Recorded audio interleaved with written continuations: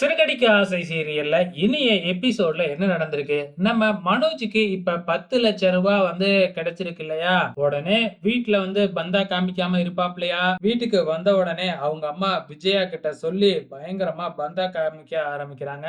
அது மட்டும் இல்ல, விஜயாவுக்கு தங்கத்தாலேயே வளையலு, அதே மாதிரி வந்து அண்ணாமலைக்கு வேஷ்டி, சட்டை இந்த மாதிரிலாம் கிஃப்ட் எல்லாம் வாங்கிக்கிட்டு வந்து குடுத்து அசத்துறாப்ல. விஜயாவுக்கு தங்க வளையல் கிடைச்சதுன்னு என்ன செய்வாங்க? அவங்க நம்ம மனோஜையும், ரோகிணியும் பயங்கரமா உயர்த்தி பேசுவாங்க இல்லையா? அதுதான் நடந்திருக்கு.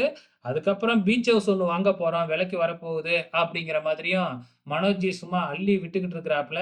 இன்கம் வந்தது என்னமோ ரூ. 10,00,000 தான். ஆனா அதுக்குள்ள வந்து பார்த்தீங்கன்னா, உலகத்தையே வாங்குற மாதிரி வந்து பந்தா காமிக்க ஆரம்பிக்கிறாங்க.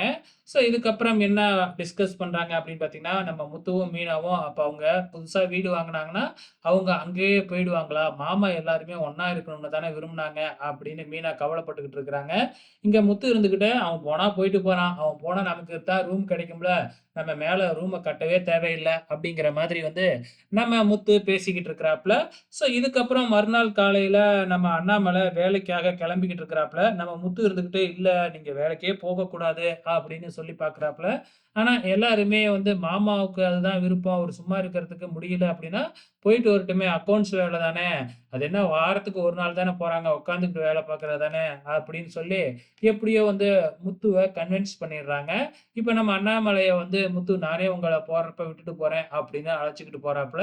ஸோ வெயிட் பண்ணி பார்க்கலாம். நாளைக்கு என்ன நடக்க போகுதுன்னு.